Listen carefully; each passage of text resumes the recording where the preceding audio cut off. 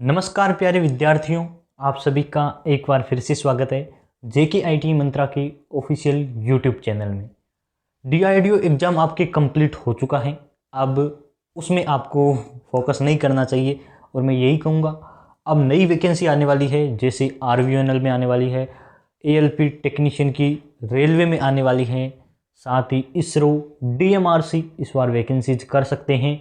तो डीएमआरसी के तो चांस पूरे हैं और इसरो भी वैकेंसी करेगा। तो डीआरडीओ को अभी छोड़ देना चाहिए जब तक रिजल्ट नहीं आता है। तो हमें कंटिन्यू पढ़ाई करनी चाहिए। वैकेंसी आने के बाद पढ़ाई करने से अच्छा है रेगुलर कुछ न कुछ नया सीखते हैं। और अब तो आप सभी को पता है इंडियन नेवी में वैकेंसी आ चुकी है। आप सभी ने नोटिफिकेशन पढ़ा होगा, 7 तारीख के बाद यानी कि 7 फरवरी के बाद अप्लाई हो जाएंगी। तो उसकी बात नहीं करेंगे, आज की इस वीडियो में क्या होने वाला है उसके बारे में पढ़ने वाले हैं। देखिए, पहले तो मैं एक नया पेज ऐड करके आपको समझाऊंगा। थोड़ी भूमिका जरूरी होती है किसी चीज़ की शुरुआत से पहले। अब मान लेते हैं वैकेंसी हर कोई आती है, उसमें टेक्निकल तो आपका रखा जाता है, वो तो फिक्स है, लेकिन नॉन टेक भी अब फिक्स हो चुका है। और आपको ये बात माननी पड़ेगी, कड़वा सच है। आप सोचते हैं नॉन टेक नहीं पढ़ना पड़ेगा, छूट जाए या बला टली, आपको ये सोचना नहीं है। नॉन टेक के कुछ पार्ट है जो हर आपको कंपटीशन एग्जाम में देखने को मिलेंगे, जैसे जनरल अवेयरनेस। ये पार्ट आपको हर एग्जाम में देखने को मिलेगा, यानी कि हर एग्जाम में आपको पढ़ना पड़ेगा। दूसरा आपका है रीजनिंग, ये आपको हर एग्जाम में पढ़नी पड़ेगी। यूपीपीसीएल, यूपी आरवीएनएल, डीआरडीओ तीनों में थी और आगे आरवीएनएल की वैकेंसी आएगी उसमें भी होगी। और साथ में इसरो, डीएमआरसी तो इन्हीं में से एग्जाम में क्वेश्चन देते हैं। इंडियन नेवी में भी इसको रखा गया है। उसके बाद आती है जनरल इंग्लिश, ये भी फिक्स है। और किसी किसी एग्जाम में जनरल हिंदी भी देखने को मिल जाती है, जैसे आपकी यूपीपीसीएल हुआ, यूपी आरवीएनएल हुआ। उसके बाद एक और पार्ट आता है, वो आपने पढ़ा है डीआरडीओ में, जनरल अवेयरनेस, मैथ। और मैथ मान लेते हैं वो भी होती है। तो ये 4-5 नॉन टेक के पार्ट है जो हर एग्जाम में आपको देखने को मिलेंगे, तो आपको इनको भी साथ में पढ़ना है। तो आज हम एक नई सीरीज शुरू करने जा रहे हैं, जिसमें नॉन टेक में जनरल अवेयरनेस और रीजनिंग की आपको रेगुलर क्लासेज मिलेगी। और आपकी स्क्रीन पर पहला क्वेश्चन है, वो है रीजनिंग का। मैं आपसे पहले तो रिक्वेस्ट कर लेता हूँ, चैनल पर पहली बार आए हैं इसे सब्सक्राइब कर लीजिए और अपने फ्रेंड्स के साथ ज़रूर शेयर करें। ये मैं आपसे छोटी छोटी रिक्वेस्टें करता हूँ, क्योंकि मैं चाहता हूँ कि हर कोई हमारे साथ जुड़े, और जो आदमी कुछ न कुछ मेहनत करता है उसका कुछ न कुछ हित छुपा होता है। तो मेरा भी हित छुपा हुआ है, बहुत सारे सब्सक्राइबर कमाना और व्यूज कमाना, सबको पता है। तो आज चलिए शुरुआत करते हैं। देखिए, पहला क्वेश्चन क्या कह रहा है, रीजनिंग का क्वेश्चन है। हर एग्जाम में, आईटीआई आधारित किसी भी एग्जाम में आपको ये रीजनिंग पार्ट मिलेगा, तो ये क्वेश्चन जरूर मिल सकता है। यदि दिल्ली बराबर 25 है, मुंबई बराबर 36 है, कोलकाता बराबर 49 है, तो चेन्नई का क्या होगा। अब सेम क्वेश्चन नहीं होगा, फिर भी इस पैटर्न के क्वेश्चन आपको एग्जाम में देखने को मिल सकते हैं। किस प्रकार से, देखिए, दिल्ली बराबर 25 दे रखा है, तो आपको काउंट करने हैं दिल्ली में कितने अक्षर है। 1 2 3 4 5 अक्षर है दिल्ली में, और इसने 5 का 25 लिखा है, यानी कि हम कह सकते हैं 5 का स्क्वायर लिखा है। समझ गई ना। यहां तक आपको किसी न किसी पैटर्न को पता करना है कि कौन सा पैटर्न है। उसके बाद देखना है क्या यही पैटर्न आगे भी लागू हो रहा है। जैसे मुंबई में 1 2 3 4 5 6 6 अंक है और 6 का स्क्वायर किया है। समझ गई ना। तो यही आगे देखते हैं क्या कोलकाता पर लागू हो रहा है। तो 1 2 3 4 5 6 7 अक्षर है और 7 का इसने स्क्वायर करके लिखा है। अब हमें पता चल गया कि हमारा पैटर्न क्या है, और जब पैटर्न पता चल गया तो हम इजीली चेन्नई का भी आंसर निकाल देंगे। कोई प्रॉब्लम होगी क्या, तो आप कहेंगे बिल्कुल नहीं। जब हमें पता चल गया कि कॉन्सेप्ट क्या है, पैटर्न क्या है, तो हम निकाल सकते हैं आंसर। जैसे चेन्नई में 1 2 3 4 5 6 7 अक्षर है और 7 का हमें करना है स्क्वायर, यानी कि जितने अक्षर है उन्हें काउंट कीजिए और उसको स्क्वायर कीजिए। हमारा पैटर्न तो यही कह रहा है, तो मैंने यही कर दिया है। और 7 का स्क्वायर होता है 49, जैसा कि ऑप्शन नंबर सी में दे रखा है, यही आंसर होगा। देखिए, पैटर्न यही है। हो सकता है मैंने कहीं कुछ गड़बड़ कर दी होगी, लेकिन मेरी तरफ से यही आंसर आ रहा है। तो आप मिलान जरूर कर लीजिए एक बार। चेन्नई में काउंट कर देते हैं 1 2 3 4 5 6 7 लेटर है और उस लेटर का स्क्वायर करके मैंने 49 लिख दिया है। तो आई होप ये क्वेश्चन आप बहुत अच्छे से समझ गए हैं और एग्जाम में आपको देखने को मिलेगा इस पैटर्न की, तो आप इजीली कर पाएंगे। अब देखिए नेक्स्ट क्वेश्चन क्या कह रहा है। नेक्स्ट क्वेश्चन है आपके सामने, दिए गए विकल्पों में से संबंधित संख्या को चुनिए।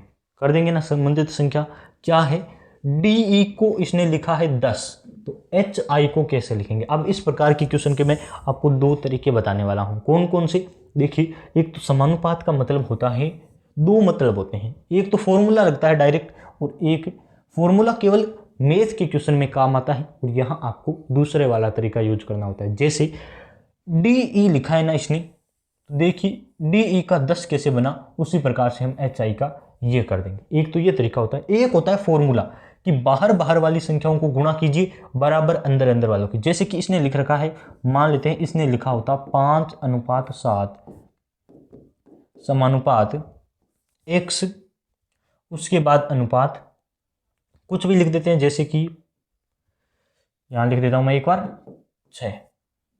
तो फॉर्मूला ये बनेगा कि बाहर बाहर वालों की मल्टीप्लाई, यानी कि 5 और 6 की मल्टीप्लाई बराबर अंदर अंदर वालों की मल्टीप्लाई 7x, ये आपका फॉर्मूला बनेगा यदि मैथ का सवाल होता है तब। लेकिन यहाँ रीजनिंग का सवाल है, रीजनिंग में भी मैथ के क्वेश्चन आते हैं, सबको पता है ना, लेकिन यहाँ रीजनिंग का मतलब दो लैंग्वेज दे रखी है, मैथ की भी दे रखी है, साथ में इंग्लिश के भी लेटर दे रखे हैं, तो हमें दूसरा वाला तरीका यूज करना है।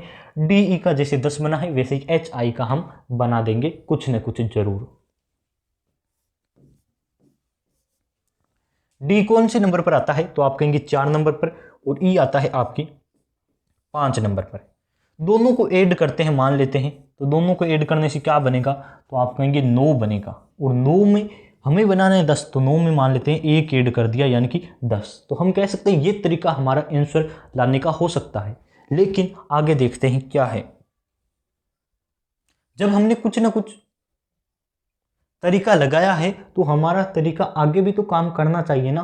तो देखिए एच आता है आपके, काउंट कीजिए। मैं आपको कुछ इंपॉर्टेंट तरीके बताता हूं जिससे आपकी काउंटिंग या फिर नंबर जल्दी याद हो जाएंगे। जैसे सबको याद है ई आता है 5 नंबर पर, तो ई को पकड़ लीजिए, ई एफ तक तो सबको याद है।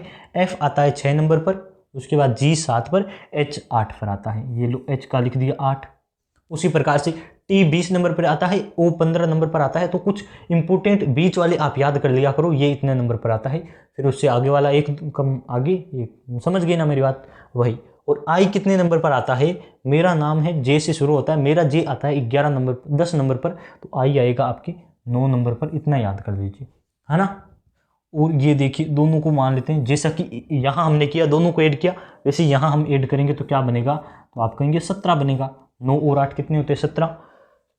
और यहाँ हमारे 9 आए थे, उसमें एक ऐड किया था, वैसे ही 17 में एक ऐड कर देते हैं तो क्या बना, 18। क्या 18 किसी ऑप्शन में है, तो आप कहेंगे 18 ऑप्शन में नहीं है, यानी कि तरीका ये नहीं लगेगा। मैंने आपको सारे तरीके बताने हैं जो आप अपने दिमाग से सोच सकते हैं, वो सारे तरीके मैं आपको बताऊंगा। एक तरीका फेल हो गया, चलिए दूसरे तरीके से करते हैं। दूसरा तरीका क्या कहता है, डी आपके कितने नंबर पर आया, तो आपने कहा 4 नंबर पर, ई कितने पर आया, 5 नंबर पर। अब दोनों को जोड़िए मत, दोनों को क्या करना है, मल्टीप्लाई करना है। ये लो कर देते हैं, 4 को 5 से किया 20 आया, लेकिन हमें यहाँ लिखना है 10, तो 20 का आधा कर दो, हो गया ना आधा, 20 का आधा किया 10।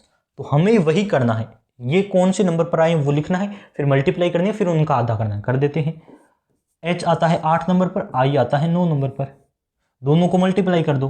8 में कितने होते हैं, 72, 72, 72 का आधा कर दो यानी कि 36। तो 36 ऑप्शन नंबर सी में दे रखा है, इजीली हम आंसर में कर सकते हैं। बहुत बार ये क्वेश्चन पूछा जा चुका है, आपको भी इस पैटर्न के क्वेश्चन एग्जाम में देखने को मिल सकते हैं। चलिए आगे बढ़ते हैं। नेक्स्ट क्वेश्चन हमारी स्क्रीन पर, दी गई श्रृंखला में अगली संख्या क्या होगी, अगली संख्या निकालनी है। तो देखिए अगली संख्या की क्वेश्चन तो हर एग्जाम में आते हैं, डीआरडीओ में आए थे, सबको पता है। मैं ये नहीं बताऊंगा एग्जाम में कितना इंपॉर्टेंस है, मैं आपको बताऊंगा कैसे सोल्व करना है। अब आपने डीआरडीओ एग्जाम दे लिया है, यूपीपीसीएल दे रहे हैं, यूपी आरवीएनएल दे चुके हैं, एमपीटीओ दे चुके हैं, सीपीआरआई दे चुके हैं, तो आपको पता चल गया नॉन टेक में कैसे क्वेश्चन आते हैं। लेकिन कैसे सोल्व करना है वो मैं आपको बता रहा हूं। देखिए अब क्वेश्चन क्या कह रहे हैं, यहां सेट कर देता हूं मैं क्वेश्चन को।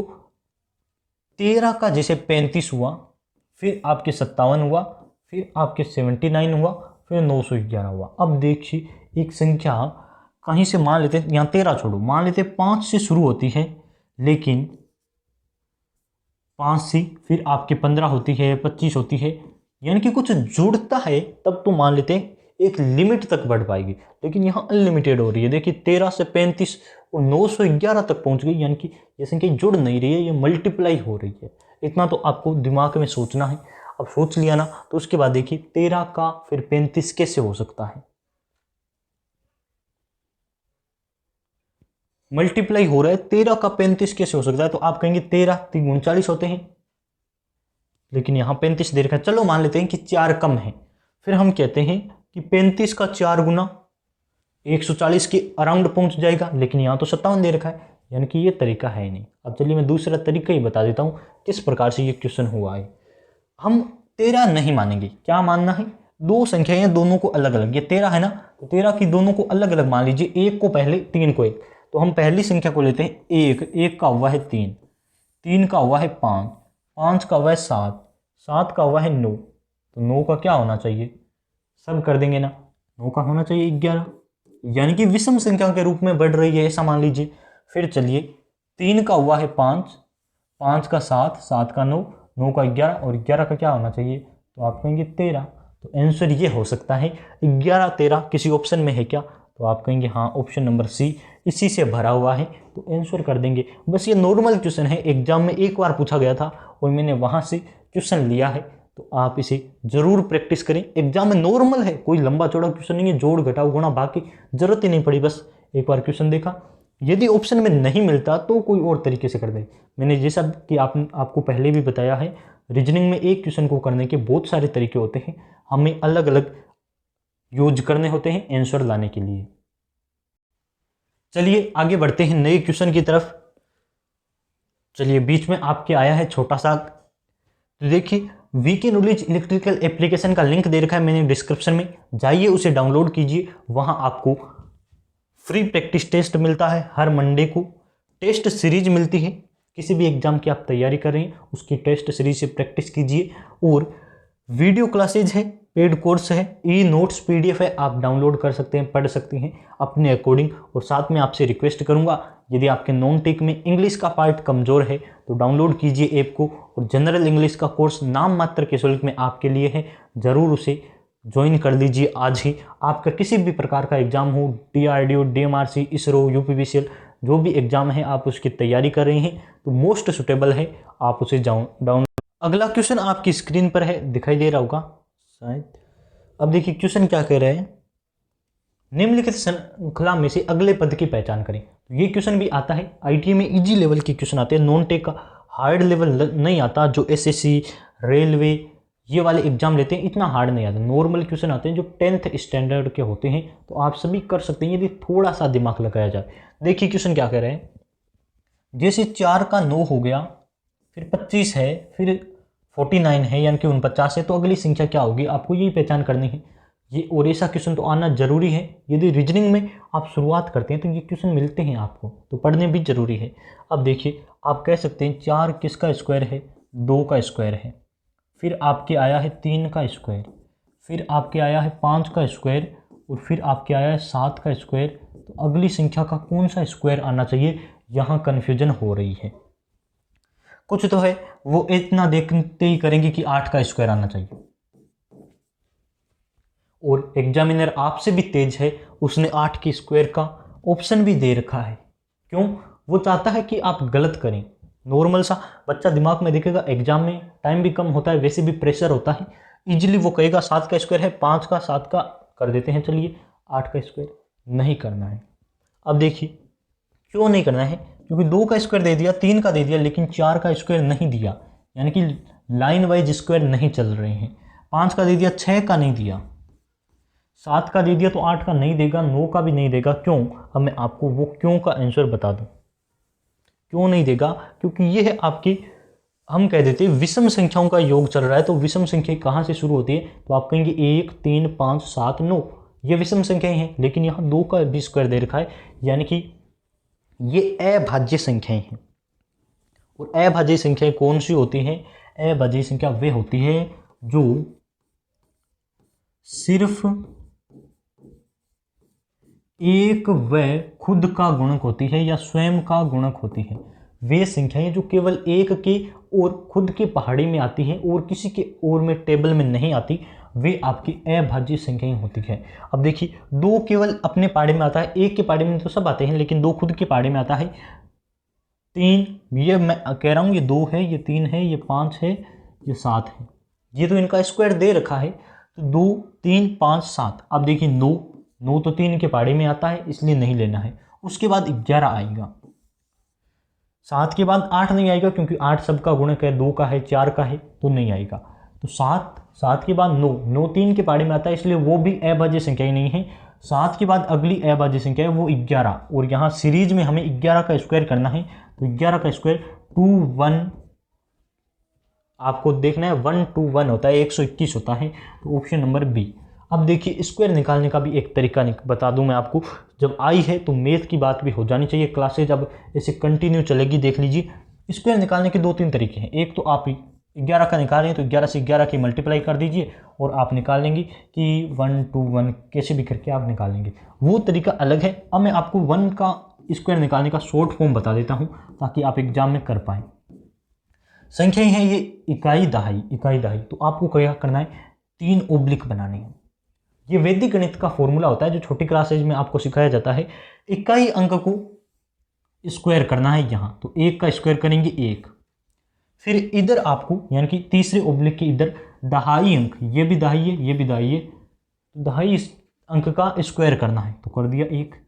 ये मैं फॉर्मूला तब बता रहा हूँ जब संख्याएं समान हो, है ना। स्क्वायर का मतलब समान ही होता है। 2 का स्क्वायर करो तो 2 को 2 से मल्टीप्लाई करना है, 4 का स्क्वायर करो तो 4 को 4 से मल्टीप्लाई करना है। तो आप कर सकते हैं।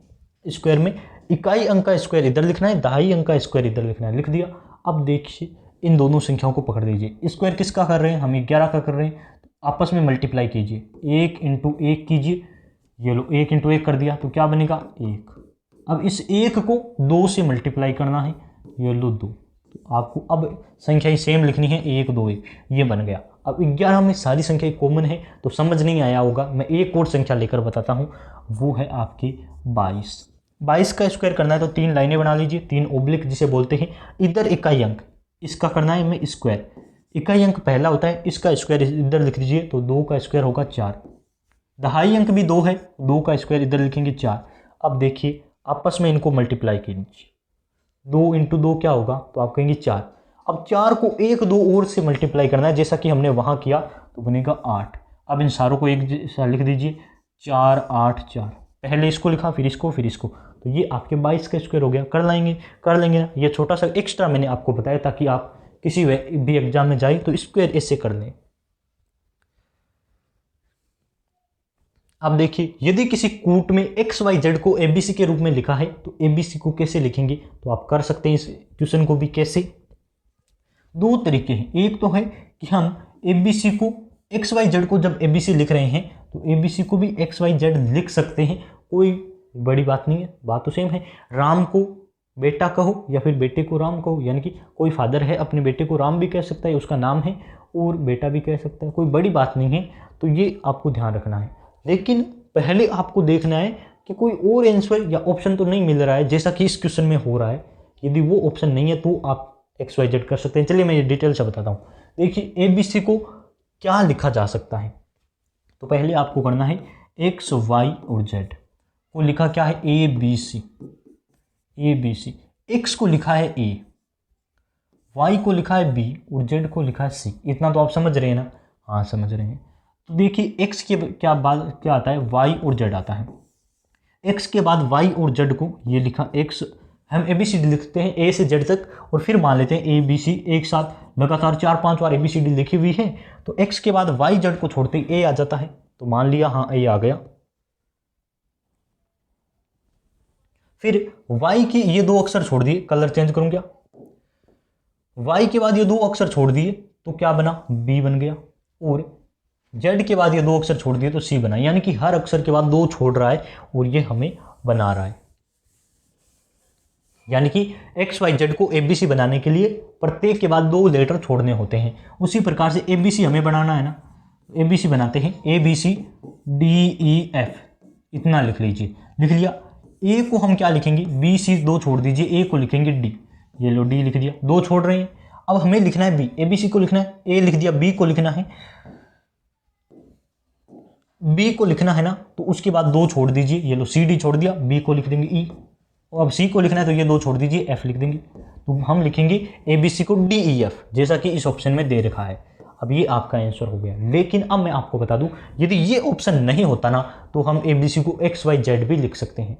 जब एक्स वाई जेड को ए बी सी लिख सकते हैं तो ए बी सी डी को एक्स वाई जेड भी लिखा जा सकता है, जैसा कि आपके ऑप्शन पर डिपेंड करता है। यहाँ यदि ये ऑप्शन नहीं होता ना तो हम ऑप्शन नंबर ए की तरफ भी जा सकते थे। आई होप ये भी आपको समझ आया होगा। क्लास थोड़ी लंबी होगी ना, कोई ना, एक दो क्वेश्चन ऑन कर लेते हैं फिर बंद करेंगे। चलिए बढ़ाते हैं एक क्वेश्चन अगला आपके सामने। ये रहा क्वेश्चन, क्या कह रहा है, नीचे दी गई श्रृंखला में प्रश्न चिन्ह के स्थान पर कौन सी संख्या आएगी, यानी कि आपको प्रश्न चिन्ह दे रखा है, इसकी जगह कौन सी संख्या आएगी, ऐसा पूछा गया है। तो ये लो यहां सेट कर देता हूं मैं। प्रश्न चिन्ह की संख्या, एक की, तीन की आई है 5, 5 के बाद 6, 6 के बाद 12, 12 के बाद फिर से 12, 12 के बाद क्वेश्चन मार्क और 24 और ये लो 26। तो मैं लंबा तरीका नहीं बताऊंगा, शॉर्ट में आंसर बता देता हूं ताकि टाइम भी बच जाए और आपको समझ भी आ जाए। देखिए 3 के बाद एक संख्या को छोड़ते हैं ना, तो 3 का बना है 6, यानी कि दुगना हुआ है। 6 का फिर 12 हुआ है, एक एक छोड़ दीजिए, एक को बीच वालों को छोड़िए। 6 का दुगना 12, 12 का दुगना 24 और 24 का यदि यहाँ हमें पूछता दुगना कर देते 48 यहाँ आना चाहिए, लेकिन हमें पूछा है क्वेश्चन मार्क की जगह। अब मैं पेन चेंज करूंगा और आपको समझाऊंगा।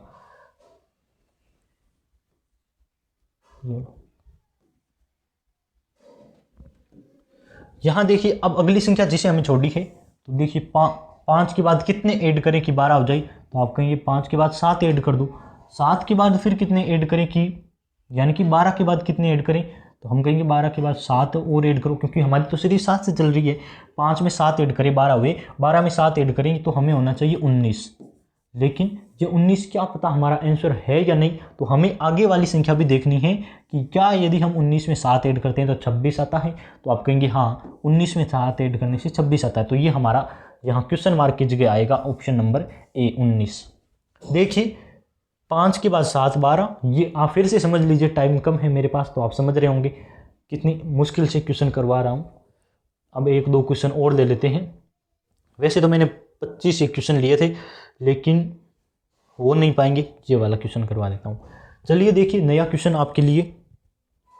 यदि आप इन क्वेश्चन को देख लेते हैं ना तो एग्जाम में आपको इनमें से बहुत सारे क्वेश्चन मिलेंगे और आप कर भी लेंगे। नया क्वेश्चन क्या कह रहा है, दिए गए विकल्पों में से संबंधित शब्द को चुनिए, और ऐसा क्वेश्चन जरूर आता है।